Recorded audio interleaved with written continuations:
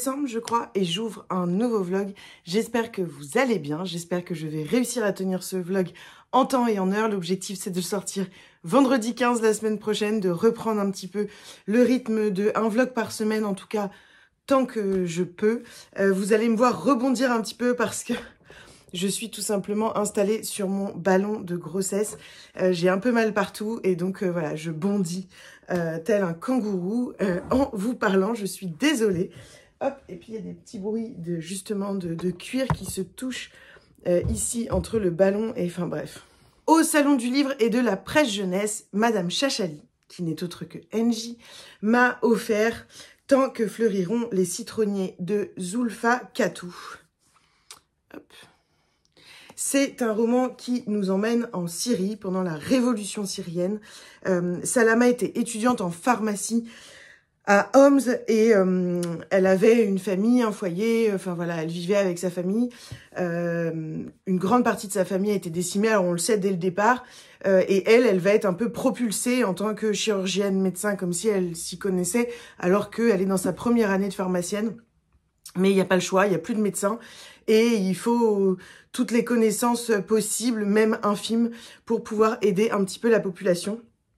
Elle va donc se retrouver propulsée d'étudiante en pharmacie à médecin, chirurgienne et tout ce qu'on peut imaginer à ce moment-là. Donc face à toutes les horreurs, au deuil et à la souffrance d'adultes, d'enfants. Enfin, c'est vraiment très très dur.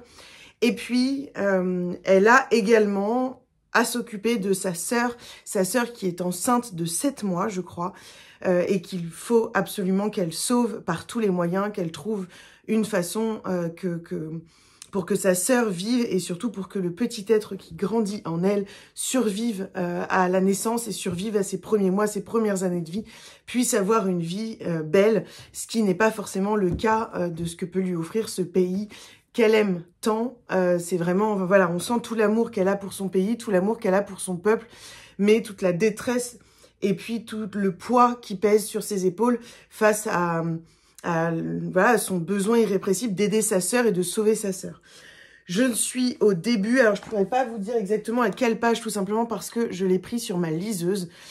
C'est plus simple, en fait, là j'ai quelques rendez-vous médicaux et donc je le lis sur le trajet, je le lis quand je suis en attente et en fait ça c'est lourd, c'est bête mais c'est un grand format et j'ai déjà ma pochette médecin avec toutes mes échographies, etc.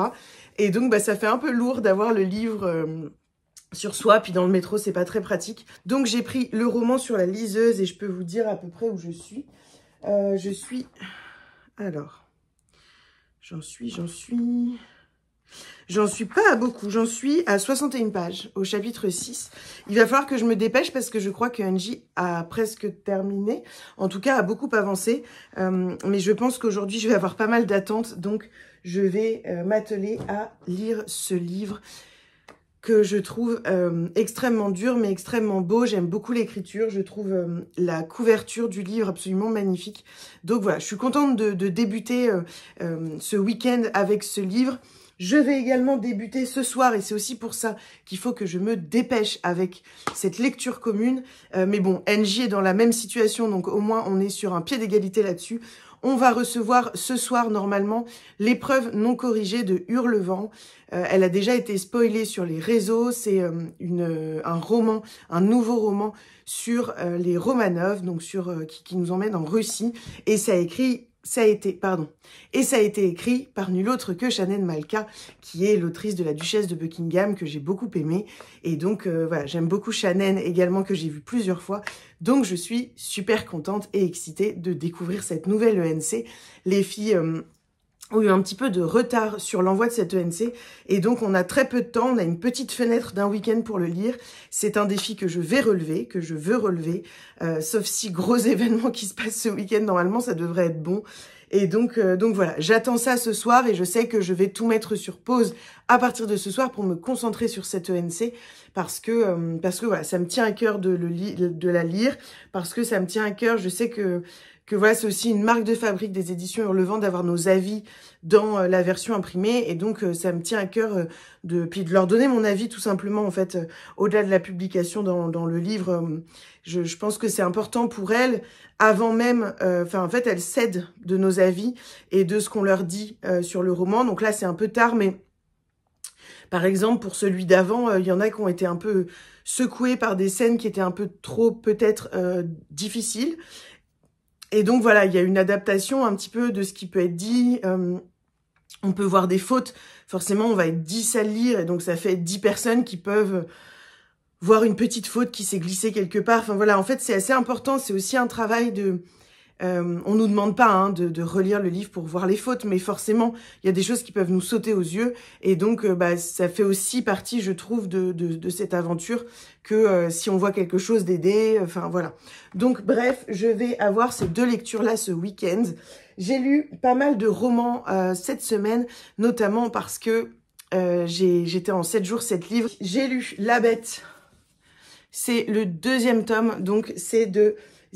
Zidrou et Franck P, c'est publié chez Dupuis et j'adore. Voilà, j'ai adoré la première, j'adore la 2e. On est sur une réécriture du Marsupilami, le Marsupilami que je connais par les dessins animés. Et là, on est vraiment sur une réécriture que j'ai trouvée très bien faite, notamment parce qu'on est sur quelque chose vraiment adulte. Il y a une vraie réflexion et on fait entrer le Marsupilami dans le monde des animaux comme si c'était vraiment un animal et on y croit. On se demanderait presque, quand on est dedans, si c'est pas la réalité, en fait. Et puis, il y a toute une histoire historique. Enfin, c'est vraiment une bande dessinée qui reprend le Marsupilami et qui me fait donc retourner d'un côté un petit peu en enfance et en même temps avec quelque chose, enfin, dans une ambiance beaucoup plus noire et très historique. Et donc, moi, j'ai adoré ça, j'ai trouvé ça génial. J'ai beaucoup aimé les dessins.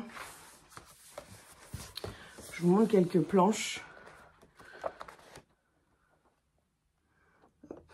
Voilà, donc je vous conseille cette duologie. Moi, j'ai adoré et vraiment, enfin, s'il y en a un 3e, je serais très contente aussi. Je vous en ai déjà dit quelques mots, mais j'ai lu également ces 2 bandes dessinées. Celle-ci, je sais que je vous en ai parlé dans le vlog précédent, mais juste pour vous faire un petit update, il s'agit de Ambre et l'île des créatures perdues. C'est été écrit par Jason Pamond, c'est publié chez les éditions Jungle. C'est donc une bande dessinée jeunesse young adulte. On est auprès d'un petit garçon, Ambre, qui est transporté sur une tortue, qui va vivre tout plein d'aventures. Et en fait, ce qui m'a attirée et ce que j'ai aimé dans cette bande dessinée, c'est tout l'univers, c'est-à-dire les dessins. Ce petit bonhomme avec ses grands yeux tout ronds. J'ai adoré, voilà, j'ai trouvé ça génial. En fait, je trouve ça trop mignon. Je suis fan des dessins. C'est ce qui m'avait tout de suite appelé avec cette couverture. Parce que voilà, je sais pas, il y a quelque chose qui m'appelle avec ces dessins. Et j'ai passé un super moment.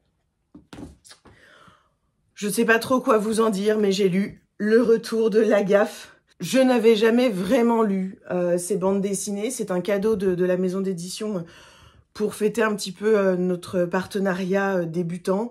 Et en fait, alors ça se dévore. Même si en fait, c'est écrit assez petit. C'est des petites cases. Vous voyez, donc c'est quand même, enfin il y a de la matière malgré que ce soit très court.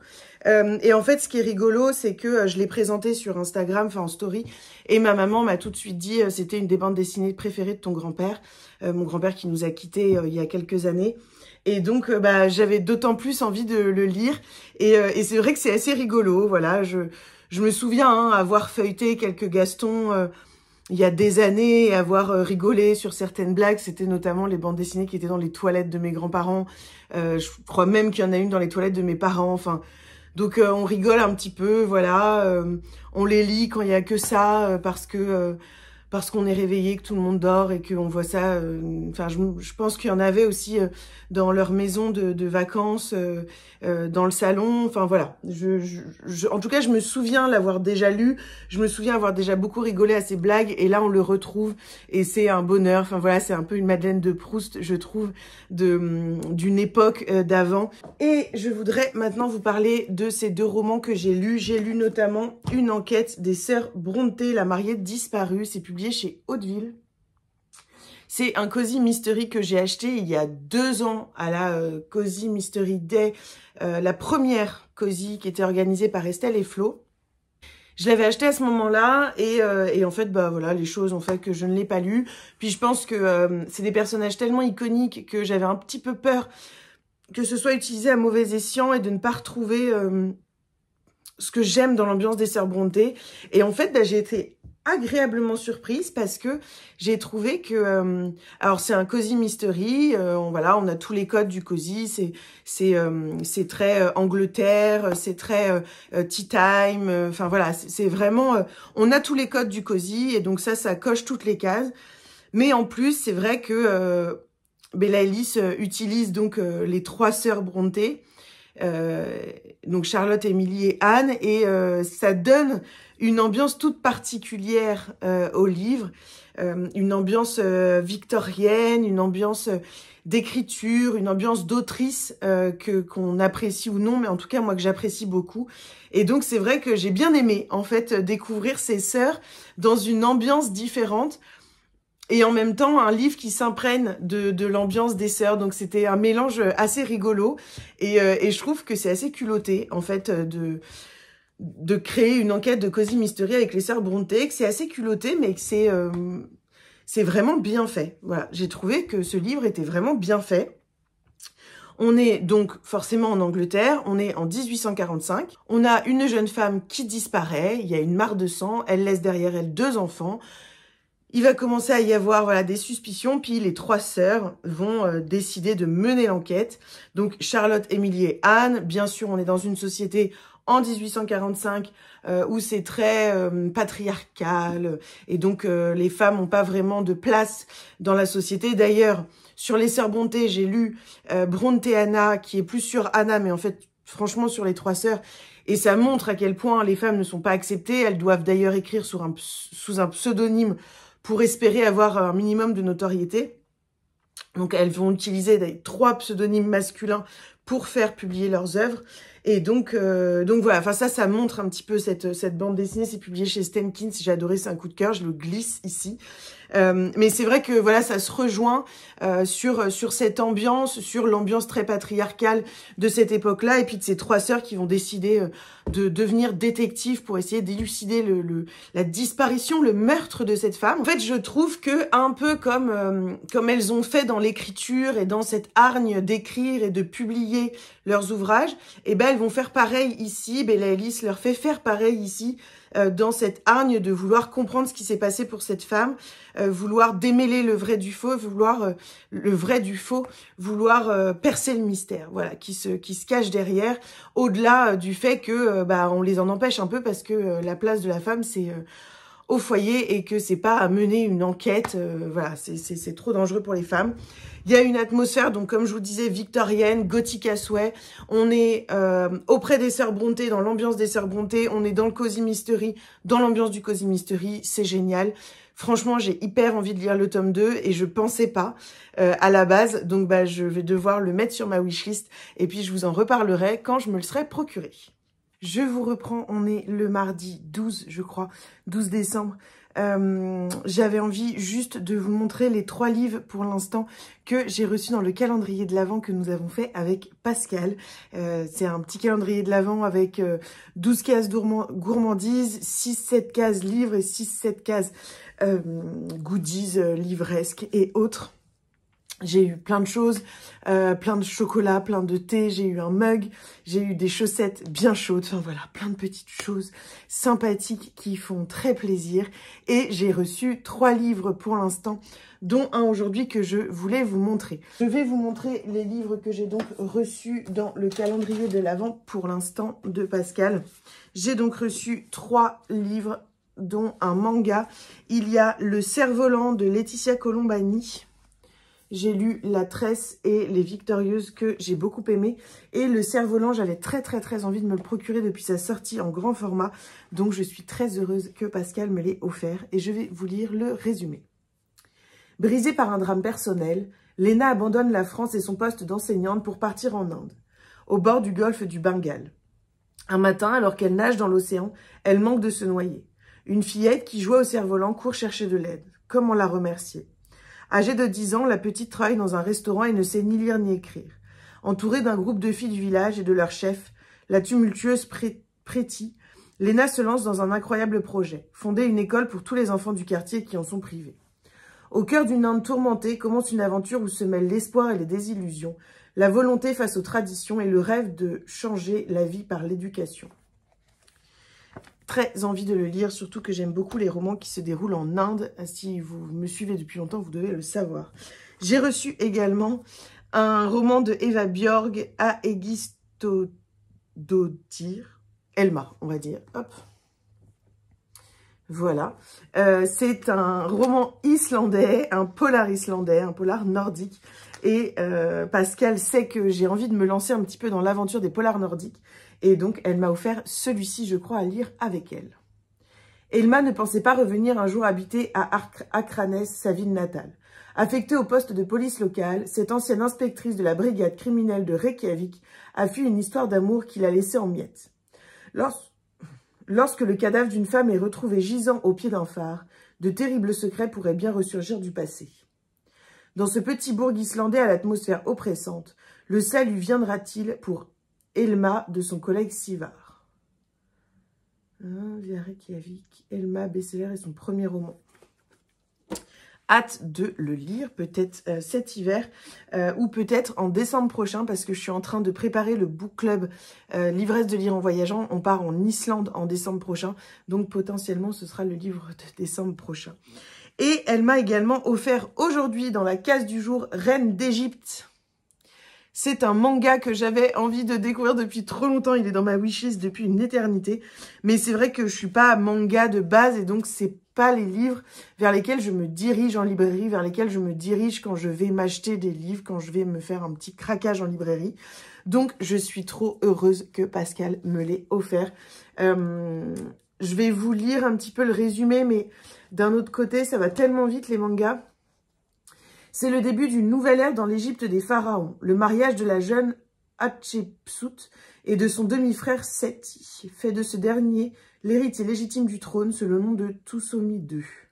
Représentant des dieux sur terre, ils resplendissent sous leur parure et forment à première vue un couple parfait. Seulement sous ses ailes d'épouse idéale, Hatshepsut cache une colère profonde. Elle ne veut pas être simplement reine, mais plutôt devenir pharaon elle-même, comme son guerrier de père. Je vais m'arrêter là. Par contre, je pense que c'est un livre qui va accompagner Mémoire de la forêt 3 dans mon séjour à la maternité. Parce que, en tout cas pour Léon, j'ai passé 3 jours de déclenchement à la maternité. Donc ça avait été extrêmement long. Et pour le coup, la phase de travail, donc avec la péridurale, etc., avait duré extrêmement longtemps. Genre une journée complète où j'avais été allongée et je m'étais ennuyée énormément. Parce que tout simplement, je n'avais pas pensé à prendre un livre. En fait, je pensais que ça irait beaucoup plus vite et donc ça avait été horrible.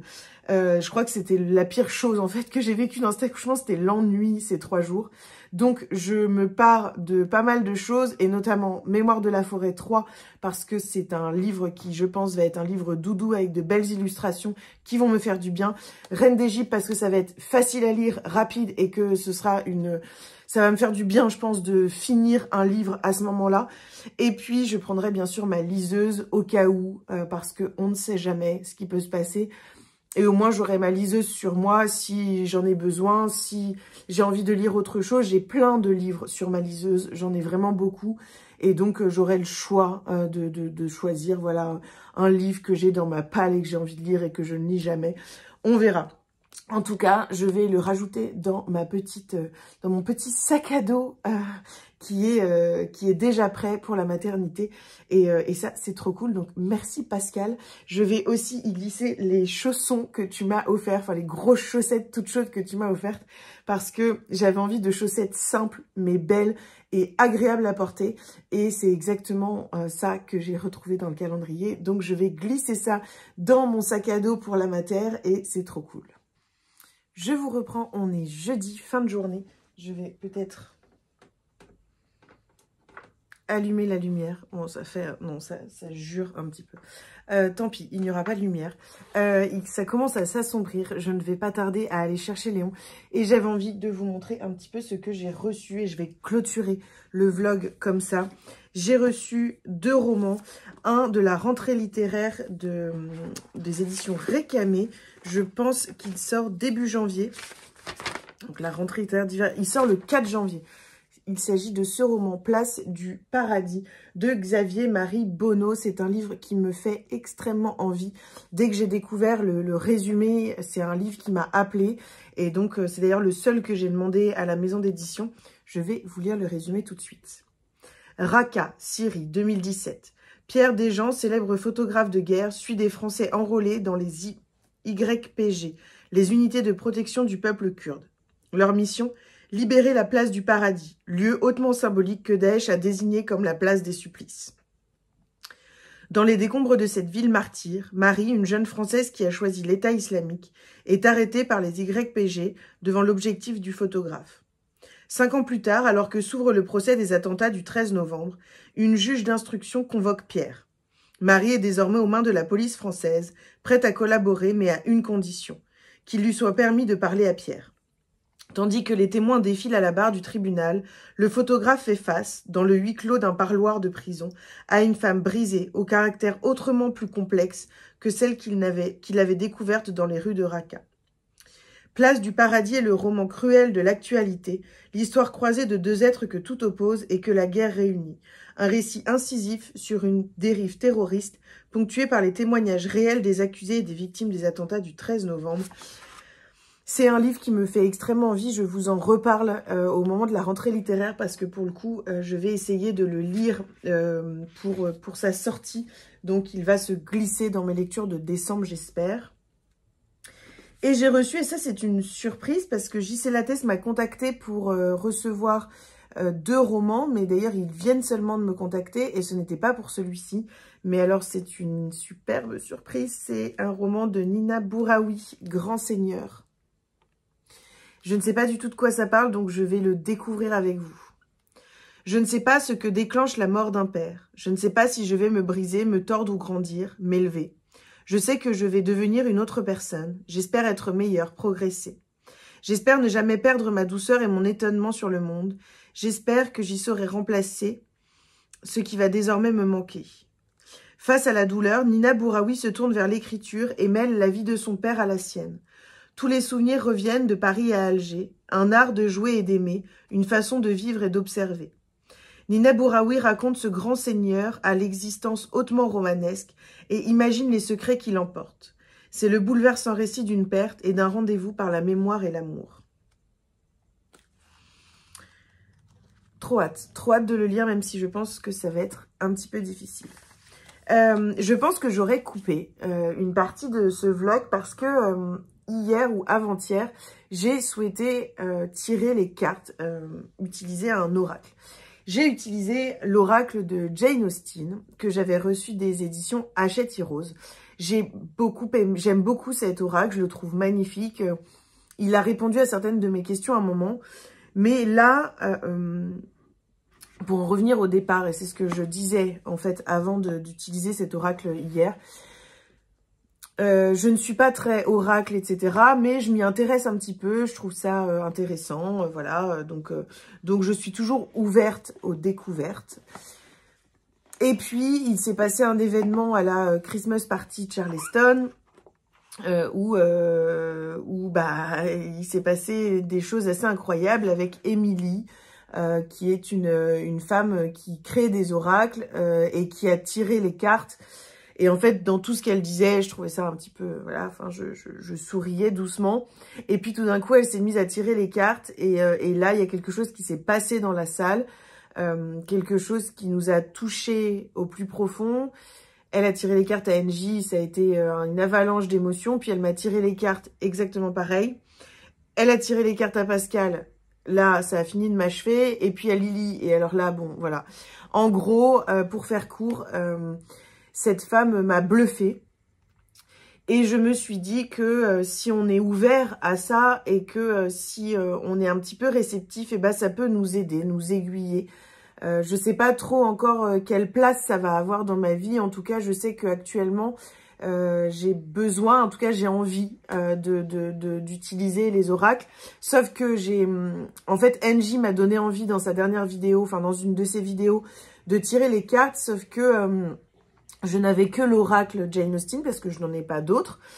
Et en fait, j'ai tiré les cartes et ça correspondait même pas à la question que j'avais posée. Enfin, il n'y avait pas de lien, il n'y avait pas de... Il n'y avait rien qui m'aidait dans ma réflexion. Et donc, j'étais pas déçue, mais j'étais... en fait, ça m'a fait plutôt prendre conscience que les oracles avaient aussi quelque chose d'une présence à un moment donné. Et que parfois, on est appelé par un oracle et pas un autre. Et j'étais très déçue de ne pas avoir craqué sur l'oracle Le Murmure des Animaux de Émilie. Parce que c'est un oracle qui m'a énormément parlé, notamment qui me parle en ce moment. C'est celui que j'avais envie d'utiliser et donc je me suis permise de contacter les éditions Charleston, le Duc Ezo, pour leur demander si éventuellement ils seraient d'accord pour me l'envoyer. Et ils me l'ont envoyé, donc je suis extrêmement heureuse et reconnaissante de l'avoir reçu de la maison d'édition. C'est donc Émilie, c'est donc quelqu'un qui crée des oracles et qui a créé également un autre oracle avec des fleurs. Mais moi, c'est vrai que c'est celui sur les animaux qui m'a touchée. C'est celui, en tout cas, qui m'a parlé le plus au moment de sa présentation. Et c'est celui, quand je me suis demandé lequel j'ai envie de demander, je me suis dit, bah, c'est lui que j'ai envie de demander. Alors, je vous parle et une carte est tombée, donc je vais la poser. C'est celle-ci. Je vais la poser et je vais essayer un petit peu comme Angie, un peu comme Émilie, de me lâcher et d'interpréter un petit peu ce que les cartes viennent me dire. Je vais le faire avec vous, tout simplement. Voilà, la question que j'ai envie un petit peu de poser, c'est comment vont se passer ces prochaines semaines. Il y a la grossesse. Beaucoup d'angoisse en ce moment, beaucoup de bonheur aussi, mais c'est vrai que j'ai pas mal de questions et voilà, j'ai envie de savoir un petit peu comment vont se passer ces prochaines semaines et voir un petit peu le mood dans lequel je vais être et comment va se passer l'accouchement. Enfin voilà, essayer d'avoir un petit peu des réponses là-dessus. Et donc on va voir si éventuellement je vais avoir quelques réponses à mes questions. Bon, déjà, il y a une carte qui est tombée, je vais voir un petit peu à quoi ça correspond, mais je vais donc tirer, donc il y a celle-ci, je vais tirer une carte, hop, je vais en tirer une, je me ferai un tirage peut-être un peu plus conséquent plus tard. Je vais poser ça ici, hop, et donc je suis tombée sur le vautour. Alors, déjà, la carte, c'est assez incroyable. La carte qui est tombée, c'est la girafe. Et les mots, et je pense que ça va faire écho à ce que je viens de dire, les mots sont paix intérieure, monde spirituel.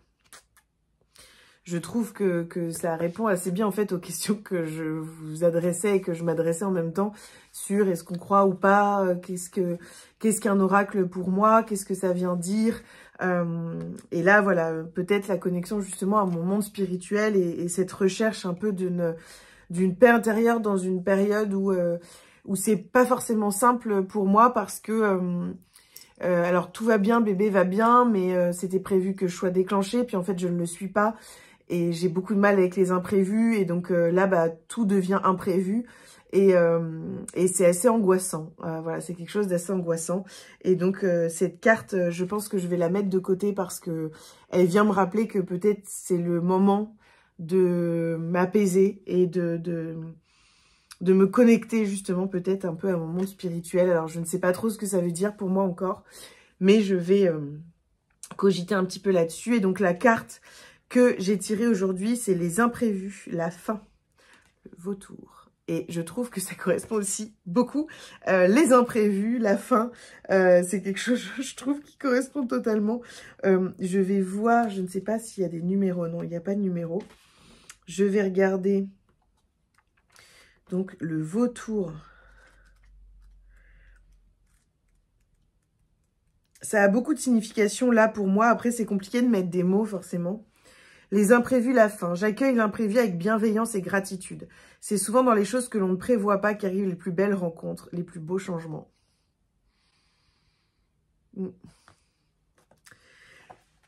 quand je vous disais que les oracles nous parlent à un moment de notre vie, je pense que c'est la réponse dont j'avais besoin. Et je pense que ces deux cartes viennent totalement répondre à ma question du moment. Cette carte me parle énormément, notamment la phrase du départ. Les imprévus, la fin, j'accueille l'imprévu avec bienveillance et gratitude. C'est souvent dans les choses que l'on ne prévoit pas qu'arrivent les plus belles rencontres, les plus beaux changements. Et je pense que c'est sur ça que j'ai envie de m'arrêter. Je pense que c'est exactement la carte dont j'avais besoin, les cartes dont j'avais besoin. Et je vais les mettre de côté. Je suis donc tombée sur ces deux-là. Et je vais cogiter un petit peu là-dessus. Je vais cogiter un petit peu là-dessus. Et je vais vous laisser pour ce vlog. C'est assez étrange cette fin parce que je pense que vous me connaissez peu sur ce versant-là parce que je ne me connais pas moi-même sur ce versant-là.